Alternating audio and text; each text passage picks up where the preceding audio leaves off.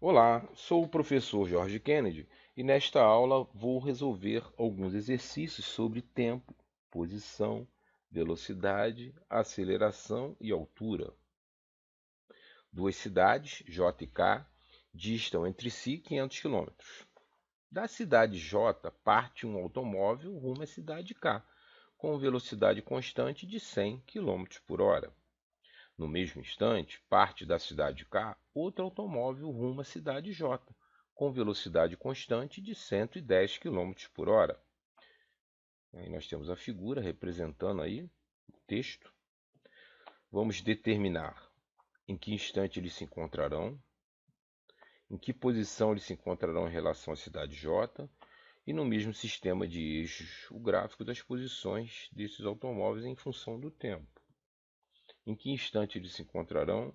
Então nós temos aí uma equação onde eu tenho aí a posição final em relação à cidade J e a posição inicial em relação à cidade J, né?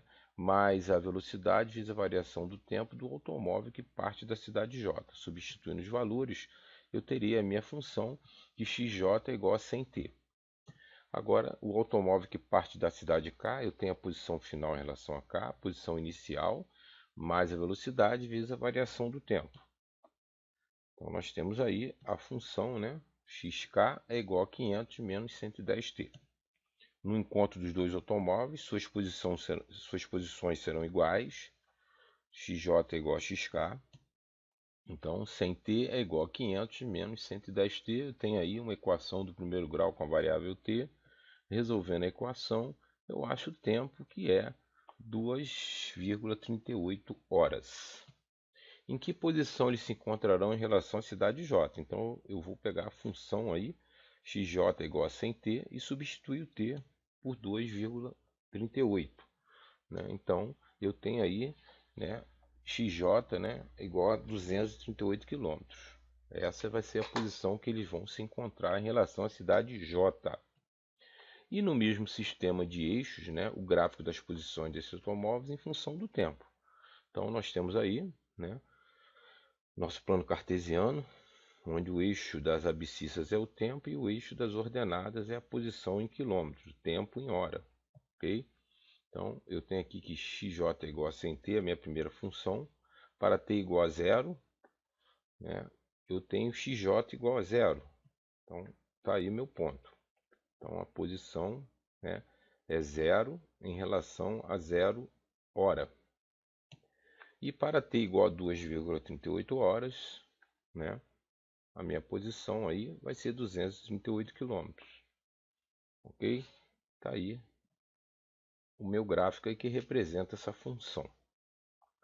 E a segunda função, xk igual a 500 menos 110t, para t igual a zero, né, eu terei xk igual a 500. Então, está aqui o ponto marcado. E para t igual a 2,38 horas, eu tenho xk igual a 238 quilômetros.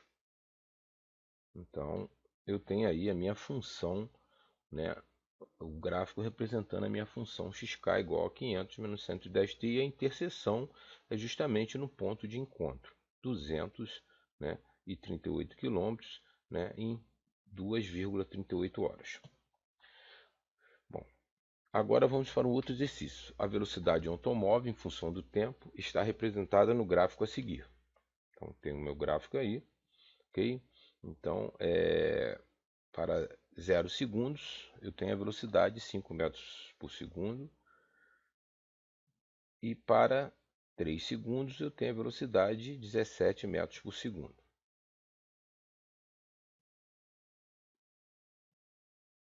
Ok? Bom, vamos determinar o tipo de movimento realizado pelo automóvel, a aceleração do automóvel em t igual a 3 segundos. O tipo de movimento realizado pelo automóvel, né, é um movimento retilíneo uniformemente variável, pois sua velocidade varia a cada instante t. A aceleração do automóvel em t igual a 3 segundos, né, nós vamos substituir aí, né, os valores. Né? Eu peguei quando a velocidade Eu peguei minha velocidade final, 17 metros por segundo, a velocidade inicial, 5 metros por segundo, e o tempo, 3 segundos. Tá? E a minha aceleração, agora eu tenho uma equação do primeiro grau com a variável aceleração. Resolvendo essa equação, eu tenho aí que a aceleração é 4 metros por segundo ao quadrado. Um outro exercício, o terceiro exercício, né? Uma bola é abandonada do repouso de uma altura de 100 metros acima do solo.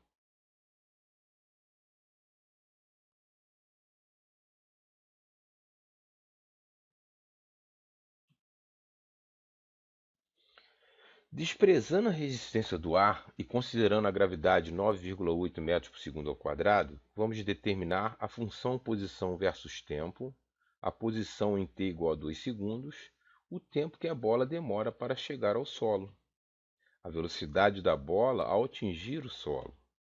Vamos ver a função posição versus tempo. Então, nós temos aí, né, a posição final, né, é igual à posição inicial, mais a velocidade inicial vezes o tempo, menos a gravidade vezes o tempo elevado ao quadrado dividido por 2. Substituindo os valores, ok?